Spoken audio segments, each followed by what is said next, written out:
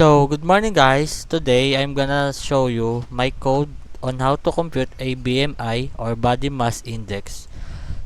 Sa mga hindi nakakaalam, ang BMI ay Body Mass Index is a measurement that estimate body size and weight relative to height.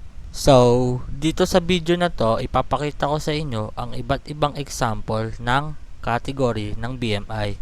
Meron dito ang underweight, normal weight, BMI overweight, at obesity. Ito nga pala ang aking code na ginamit using Python compiler at para masukat natin ng maayos ang body mass index ng isang tao. At bawat category ay magbibigay tayo ng example. So, using the code na ginamit natin at nilagay na natin dito sa Python compiler. And pag nirun natin siya, ayan, lalabas agad dito, BMI calculator, enter your weight. So, dito, magbibigay na tayo ng example ng mga bawat category ng BMI ng isang tao. So, unahin natin siguro ang underweight. Ang underweight ay nagkakaroon ng halimbawa na 59 kilograms at katumbas nito ay ang meter na siguro ay 5'9" or pag kinonvert sa meter ay 1.79832. Ito. Pag in-enter mo to, automatically lalabas dito ang underweight siya.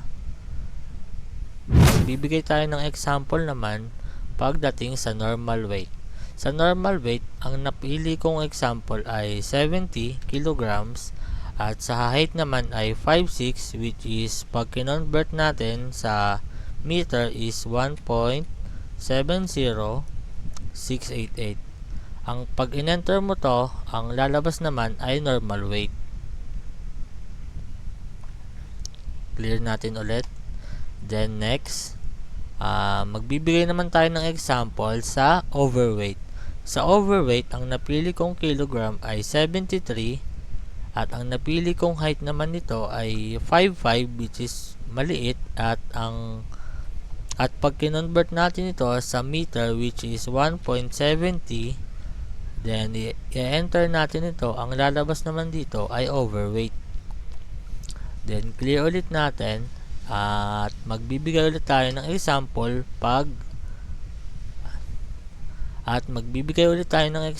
sa obesity naman. I-run ulit natin tong code. Then, lumabas na itong BMI calculator natin. Sa obesity example natin, ang naisip kong kilogram niya ay 105. At ang height niya naman is 6 feet. Pag kinonvert natin ng 6 feet into meters ay 1.8288. At pag in-enter natin siya, ang lalabas nga dito na BMI ng isang person na yon ay obesity. Dagdag kaalaman guys, dapat alam natin ang ating body mass index nang sa ganon ay malaman natin ang mga posibleng sakit na dumapo sa atin at mapaghandaan ito balang araw. At doon nagtatapos ang ating project na BMI calculator program. Thank you po.